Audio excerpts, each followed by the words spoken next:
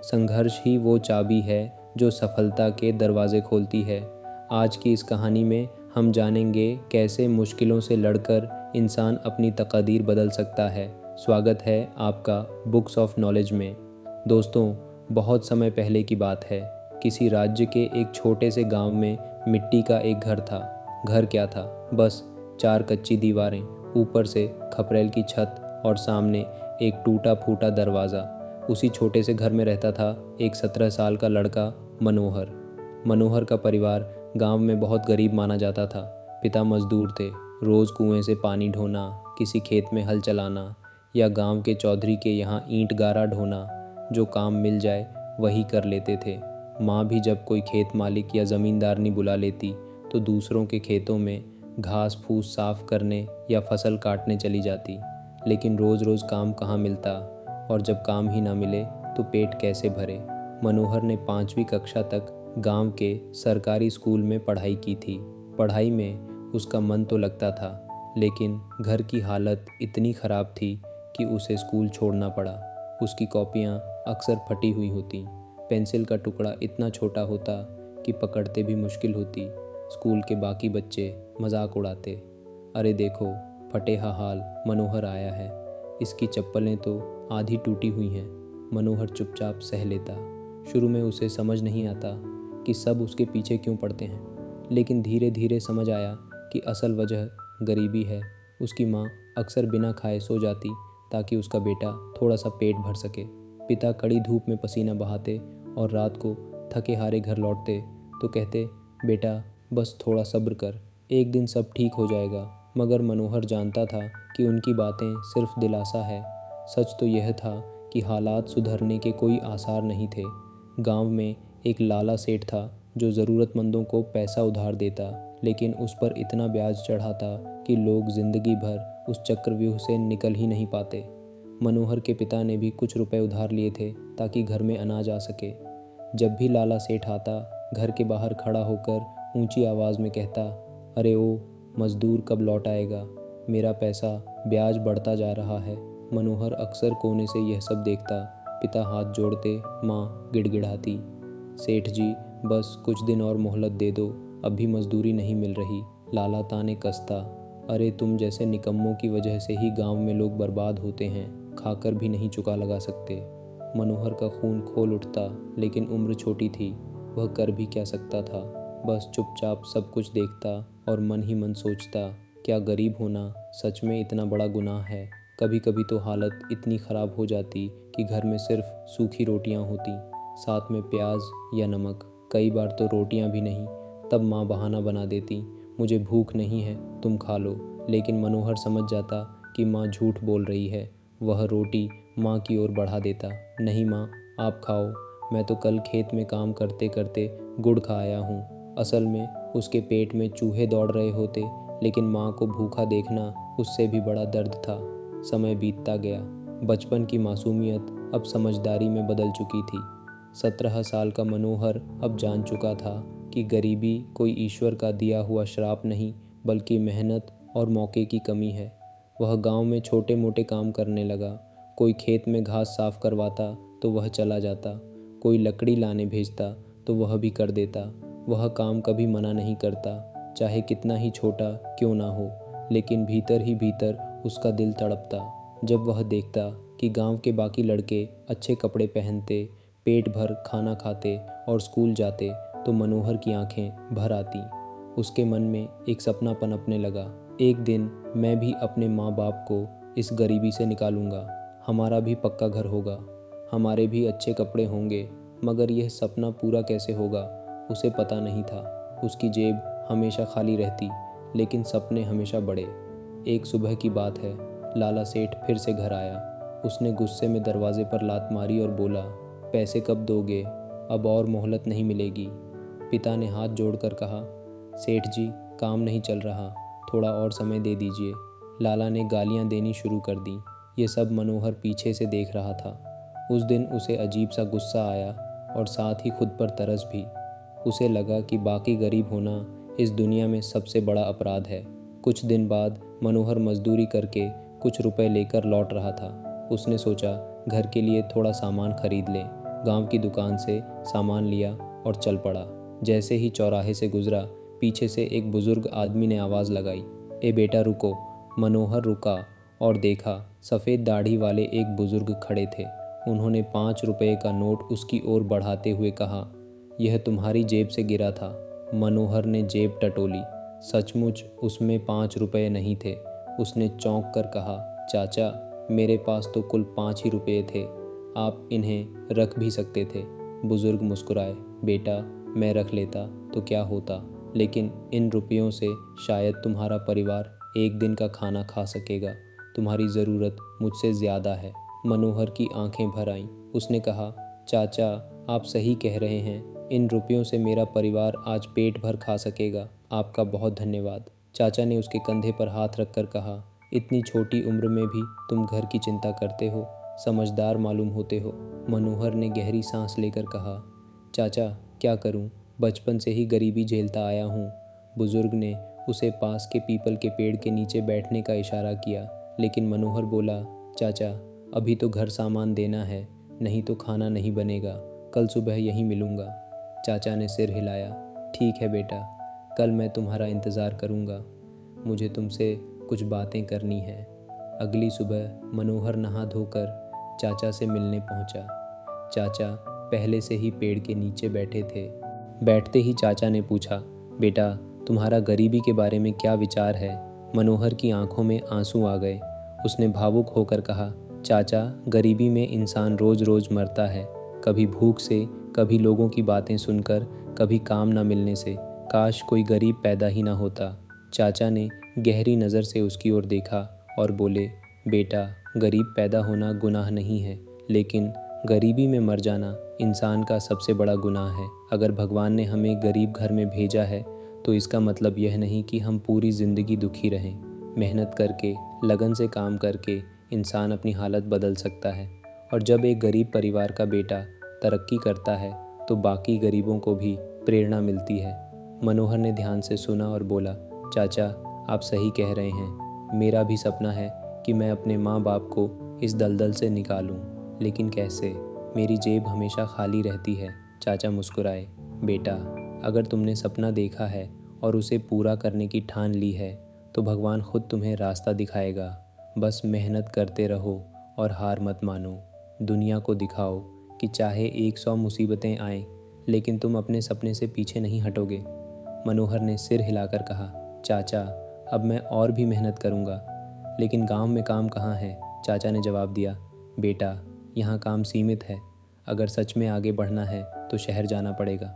मनोहर चौंका, मैंने कभी शहर नहीं देखा। चाचा और माँ बाप का ध्यान कौन रखेगा? चाचा हंस पड़े, बेटा माँ बाप को अपने बच्चों की कमाई सबसे प्यारी लगती है। तुम काम करोगे, पैसे भेजोगे, बीच बीच में मिलने आओगे, यही उन्हें सबसे बड़ी खुशी देगा। मनोहर चुप हो गया। उसके मन में शहर जाने का विचार अंकुरित हो चुका था। रात ढल चुकी थी। गांव के ऊपर आकाश में तारे चमक रहे थे, लेकिन मनोहर की आंखों में नींद नहीं थी। चारपाई पर लेटा वह आसमान की ओर देख रहा था। चाचा की बातें उसके कानों में गूंज रही थीं। गरीबी में पैदा होना गुनाह नहीं, गरीबी में मरना गुनाह है। उसके भीतर आग जल उठी थी। उसने ठान लिया था कि अब वह सिर्फ दिन गुजारने के लिए काम नहीं करेगा, बल्कि अपने जीवन को बदलने के लिए लड़ेगा। अगली सुबह मनोहर ने माँ को बताया, माँ यहाँ गांव में काम बहुत कम है। जितना भी कमाता हूँ उससे घर की हालत नहीं सुधर रही। मैं शहर जाना चाहता हूँ। बेटा शहर बहुत बड़ा होता है, वहाँ कोई जान पहचान भी नहीं, तू अकेले कैसे रहेगा? मनोहर ने दृढ़ स्वर में कहा, माँ यही तो इम्तिहान है। अगर मैं डर कर यही रह गया तो कभी कुछ नहीं बदल पाएगा। आप आशीर्वाद दीजिए। माँ की आंखें भर आईं।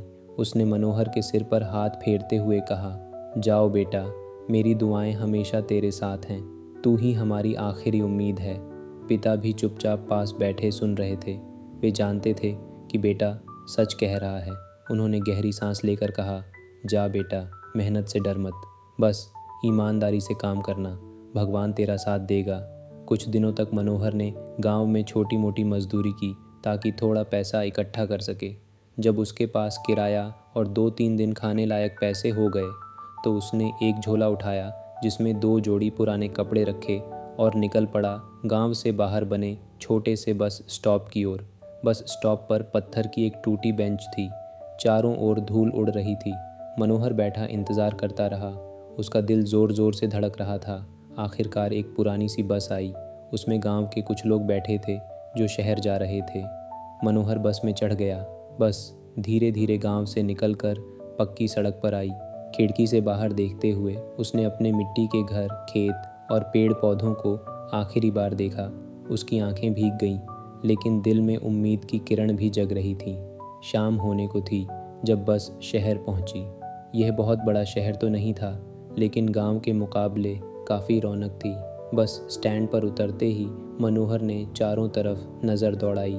कहीं चाय की दुकानें थीं, कहीं पान की गुमटी, कहीं केले वाला सिर पर टोकरा लिए घूम रहा था, तो कहीं कोई कपड़े बेच रहा था। हर कोई किसी न किसी काम में व्यस्त था। मनोहर ने मन ही मन सोचा, यहाँ हर इंसान कुछ ना कुछ कर रहा है, मुझे भी कुछ करना होगा। लेकिन कहाँ से शुरू करें? जेब में तो बस 2 दिन का खर्चा था। वह इधर उधर घूमने लगा। भूख लगी थी। उसने एक छोटी सी ढाबे जैसी जगह से अपने हिसाब का सस्ता खाना लिया। बाकी पैसे बचा कर रखा। रात हो चली थी। रहने की कोई जगह नहीं थी। मनोहर वापस बस स्टैंड पर आया। वहाँ कुछ मुसाफिर बेंच पर बैठे थे। उसने सोचा, आज की रात यही काट लेता हूँ। उसने अपना झोला सिर के नीचे रखा और एक कोने में लेट गया। नींद कहाँ आनी थी। भविष्य की चिंता और अकेलेपन का डर उसे घेरे हुए था। फिर भी थकान के कारण कब नींद आई पता ही ना चला। सुबह उठकर उसने हैंडपंप से मुंह धोया, चाय समोसा खाया और काम की तलाश में निकल पड़ा। वह बाजार में घूमता रहा, लेकिन किसी ने काम पर नहीं रखा। हर कोई कहता, लड़के काम तो पहले से लोग कर रहे हैं, नया आदमी कहाँ से रखें। दोपहर तक मनोहर थक गया। वह एक छोटी सी चाय की टपरी पर बैठ गया। वहाँ पहले से एक आदमी बैठा था। उसने मनोहर को गौर से देखा और कहा, बेटा, नए लगते हो, कहाँ से आए हो? मनोहर ने सच्चाई बता दी। गांव से आया हूँ, काम की तलाश में। आदमी ने सिर हिलाया। शहर में काम मिलना आसान नहीं है, लेकिन घबराओ मत, मिल जाएगा, मेहनत करते रहो। मनोहर हल्की सी मुस्कान के साथ चुप रहा। पूरा दिन घूमने के बाद भी उसे कोई काम नहीं मिला। शाम तक उसके पैरों में छाले पड़ गए थे। जेब में बचे पैसे बहुत सीमित थे। उस रात उसने बस स्टैंड पर फिर शरण ली, लेकिन इस बार पेट खाली था। ना कुछ खाया ना पिया। रात के करीब 2:30 का समय था। अचानक बस स्टैंड के बाहर एक मिनी ट्रक आकर रुका। उसमें अखबार के बड़े बड़े बंडल थे। ड्राइवर नीचे उतरा और इधर उधर देखने लगा। उसकी नज़र मनोहर पर पड़ी। ए लड़के, इधर आओ। मनोहर झिझकते हुए पास गया। ड्राइवर बोला, अरे ज़रा मदद कर दो, अखबार के यह बंडल नीचे उतारने हैं, कुछ रुपए दूंगा। मनोहर का चेहरा खिल उठा। उसने तुरंत हामी भर दी। आधे घंटे में उसने सारे बंडल नीचे उतार दिए। ड्राइवर खुश होकर बोला, वाह बेटा, खूब मेहनत की, यह लो पैसे। मनोहर के हाथ में पहली बार शहर में कमाए रुपए आए। उसकी आंखों में चमक आ गई। ड्राइवर ने पूछा, कहाँ रहते हो? मनोहर ने सच सच बताया कि वह गांव से आया है और बस स्टैंड पर ही सोता है। ड्राइवर ने थोड़ी देर सोचा और कहा, देखो बेटा, यह अखबार वाले रोज़ आते हैं। तुम चाहो तो उनसे कुछ अखबार खरीद लो और यही मुसाफिरों को बेच दो। थोड़ा मुनाफा कमा लोगे, कम से कम खाने का खर्चा निकल जाएगा। मनोहर ने सिर हिलाया, पर अंकल, मुझे तो कुछ पता ही नहीं। ड्राइवर मुस्कुराया, पता धीरे धीरे चल जाएगा। कोई भी काम पहली बार ही करना पड़ता है। अगली सुबह ड्राइवर ने खुद मनोहर के लिए कुछ अखबार खरीदे। मनोहर ने उन्हें हाथ में लिया और बसों में चढ़कर मुसाफिरों को बेचने लगा। अखबार ले लो, सुबह की ताज़ा खबरें। कुछ ही देर में सारे अखबार बिक गए और उसे थोड़े रुपए का मुनाफा भी हुआ। वह खुशी से झूम उठा। उसे लगा जैसे उसकी ज़िंदगी की दिशा मिल गई हो। कुछ दिनों तक मनोहर यही काम करता रहा। सुबह अखबार बेचता और दिन में कोई न कोई छोटा मोटा काम मिल ही जाता। एक दिन एक अच्छे कपड़े पहने आदमी ने अखबार खरीदा और बड़ी नोट से पैसे दिए। मनोहर के पास खुले नहीं थे। उसने हाथ जोड़कर कहा, साहब ज़रा ठहरिए, मैं अभी खुले पैसे लेकर आता हूँ। वह भागकर दुकान पर गया, पैसे तुड़वाए और लौटकर सही रकम उस आदमी को लौटा दी। आदमी हैरान रह गया। उसने कहा, बेटा, मैं तो सोच रहा था तुम पैसे रख लोगे, लेकिन तुम तो बहुत ईमानदार हो। मनोहर मुस्कुराया। साहब, मैं यहाँ मेहनत करने आया हूँ, किसी के एहसान या धोखेबाजी से नहीं। आदमी ने उसके सिर पर हाथ रखकर कहा, सच्चाई और मेहनत वाला इंसान ज़रूर आगे बढ़ेगा। याद रखना, यही तुम्हारी सबसे बड़ी ताकत है। मनोहर का सीना गर्व से चौड़ा हो गया। रात के सन्नाटे में बस अड्डे के एक कोने में बैठा मनोहर सोच रहा था। हवा में हल्की ठंडक थी, लेकिन उसके सीने में आग जल रही थी। अखबार बेचकर मैं पेट भर सकता हूँ, पर ज़िंदगी नहीं बदल सकता। मुझे ऐसा काम करना होगा जिसमें मेहनत भी हो और इज़्ज़त भी। वह बार बार खुद से यही सवाल कर रहा था। आखिर वो काम क्या होगा? अगले दिन सुबह मनोहर ने रोज़ की तरह अखबार बेचने शुरू किए। वह एक बस के दरवाजे पर अखबार पकड़ा रहा था कि अचानक उसकी नज़र सामने सड़क किनारे पड़ी। एक आदमी एक पुरानी स्त्री लेकर कपड़े प्रेस कर रहा था। उसकी छोटी सी दुकान थी, लकड़ी की टेबल, ऊपर एक छाया डालने वाला टीन और कोयले से चलने वाली भारी भरकम स्त्री। लोग अपने कपड़े लाकर उसे देते और प्रेस करवा कर ले जाते। मनोहर थोड़ी देर तक उसे देखता रहा। उसके मन में ख्याल आया, ये काम बुरा नहीं है, लोगों को हमेशा कपड़े प्रेस कराने होते हैं। अखबार की तरह इसमें रोज़ी रोटी का भरोसा है, और अगर मेहनत करूं तो अपना छोटा सा ठेला या दुकान भी बना सकता हूं।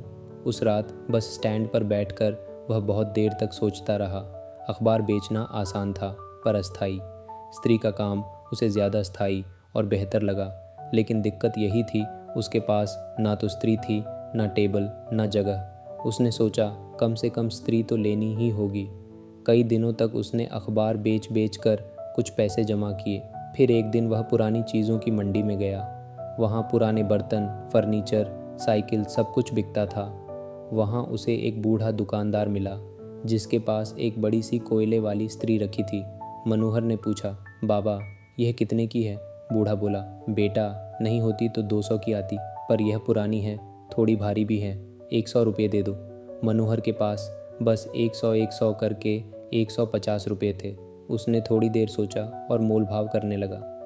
बाबा, मेरे पास सिर्फ 80 रुपये हैं, बाकी मैं बाद में दूंगा। बूढ़े ने उसे ध्यान से देखा। उसकी आंखों में ईमानदारी झलक रही थी। बोला, ठीक है बेटा, ले जा, पर वादा करना बाकी पैसे भी दे देना। मनोहर ने झट से हामी भरी। इस तरह उसके हाथ में पहली बार अपनी मेहनत का असली औजार आया, पुरानी भारी स्त्री। अब सवाल था, काम कहाँ करें? बस अड्डे के पास एक पुराना नीम का पेड़ था, उसके नीचे थोड़ी जगह खाली रहती थी। मनोहर ने वहाँ अपने लिए लकड़ी का एक छोटा सा पटरा लगा लिया। पास ही कोयला बेचने वाली एक दुकान थी। उसने वहीं से थोड़ा थोड़ा कोयला लेना शुरू किया। उसने एक फटा पुराना कपड़ा टेबल पर बिछाया और उसी को अपनी दुकान बना लिया। ऊपर एक तख्ती रखी जिस पर कोयले की स्त्री चमक रही थी। शुरू में लोग हिचकिचाते थे, कौन है यह नया लड़का, कपड़े खराब कर देगा तो। लेकिन मनोहर हर एक कपड़े को बहुत ध्यान से प्रेस करता, ना ज़्यादा गर्म करता, ना जलाता। धीरे धीरे लोग उसे भरोसा करने लगे।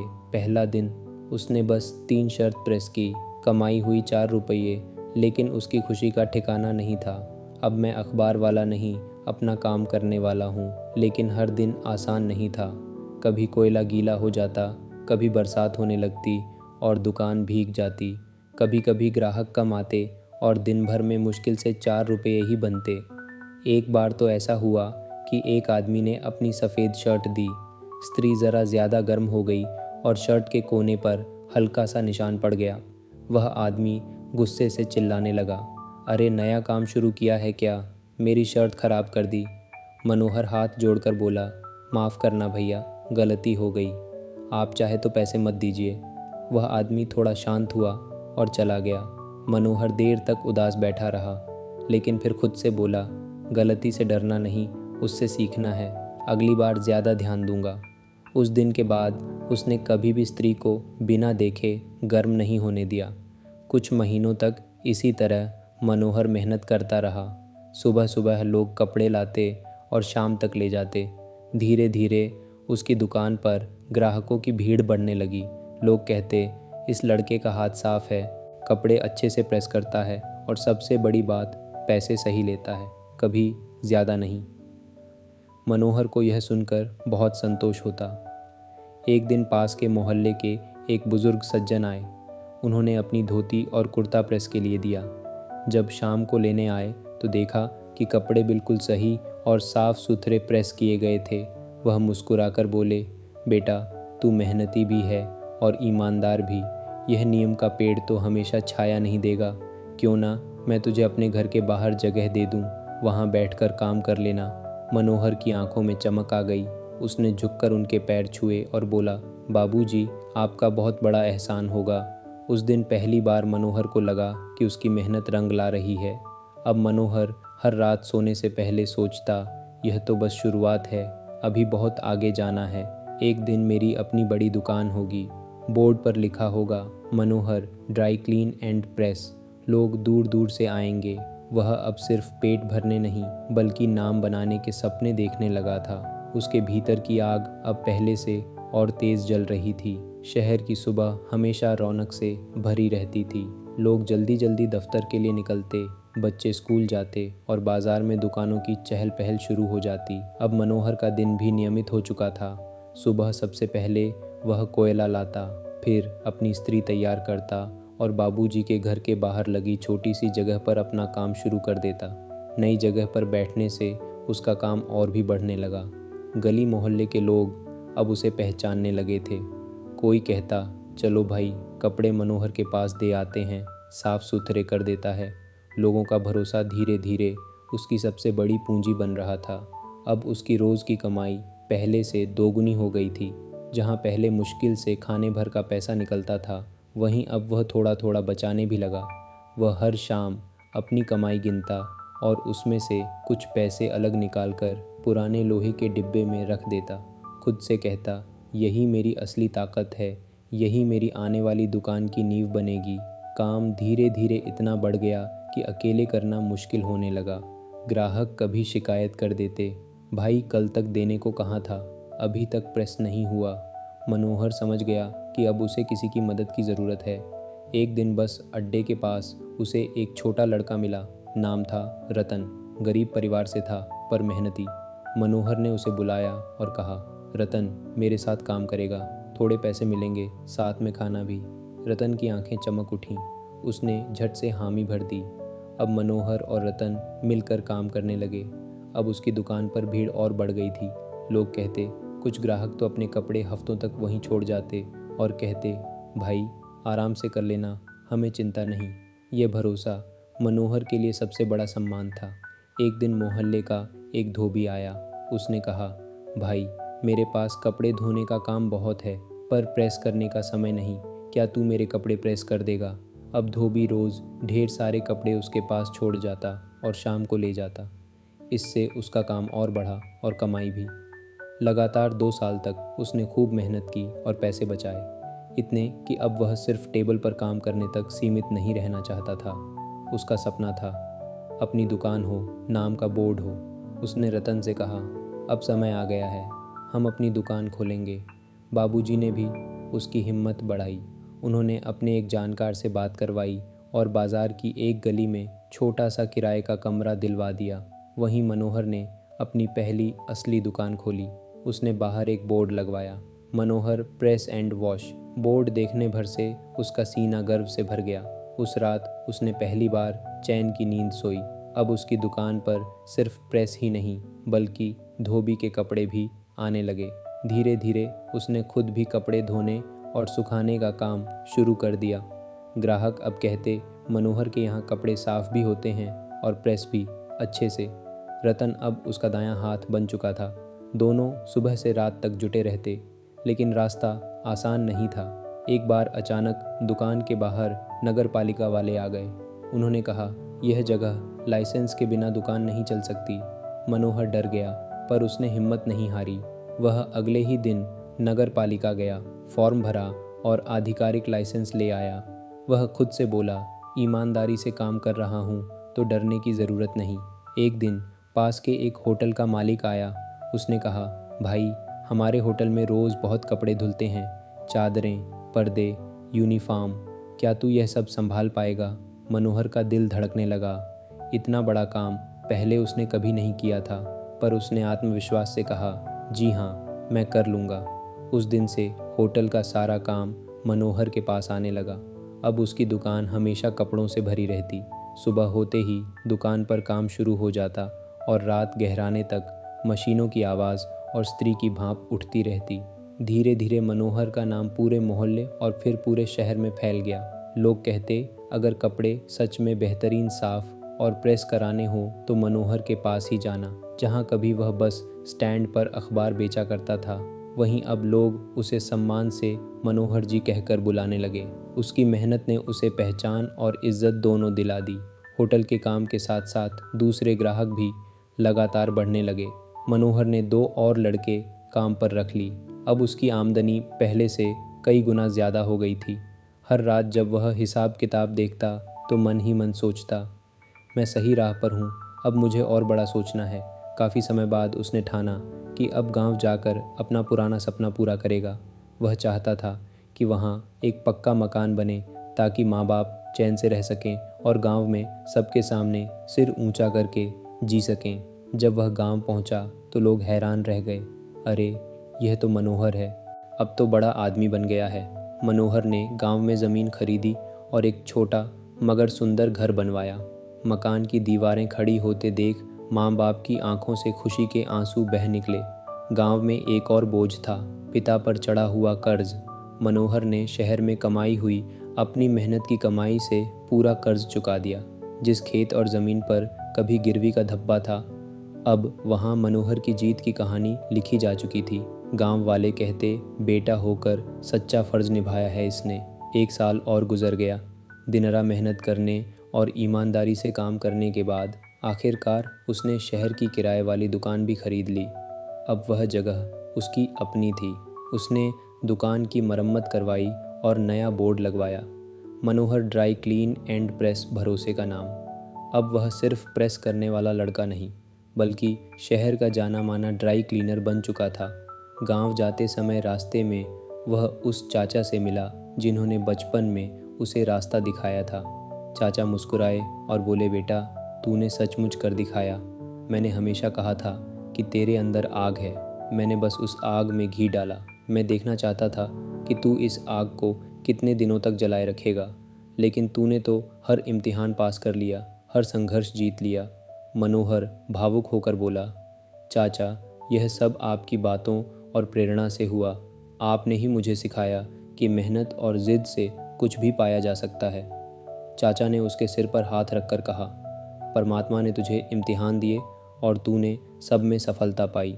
आज तूने साबित कर दिया कि ज़िद और ईमानदारी से सपना सच होता है। अब मनोहर के पास शहर में अपनी दुकान थी, गांव में पक्का घर था, पिता का कर्ज उतर चुका था और माँ बाप सम्मान से जी रहे थे। उसने आसमान की ओर देखकर मन ही मन कहा, मैंने कर दिखाया, अपने सपने को मेहनत और ज़िद्दत से सच कर दिखाया। दोस्तों, गरीबी में जन्म लेना कोई पाप नहीं, लेकिन गरीबी में हार मानकर ज़िंदगी गुजार देना सबसे बड़ा पाप है। मनोहर ने साबित किया कि अगर इंसान के भीतर मेहनत करने की ज़िद और ईमानदारी की ताकत हो तो हालात कितने भी कठिन क्यों ना हो, सपनों को हकीकत में बदला जा सकता है। परमात्मा भी उसी का साथ देता है जो खुद अपनी मदद के लिए पहला कदम उठाता है। दोस्तों, मनोहर की तरह याद रखो, गरीबी में जन्म लेना हमारी मजबूरी हो सकती है, लेकिन गरीबी में मरना हमारी हार होगी। याद रखिए, अगर हिम्मत है तो हर संघर्ष आसान हो जाता है और सफलता आपके कदम चूमती है। अगर आपको यह वीडियो पसंद आई हो तो लाइक, शेयर और सब्सक्राइब करना न भूलें। मिलते हैं अगली प्रेरणादायक कहानी में, सिर्फ बुक्स ऑफ नॉलेज पर।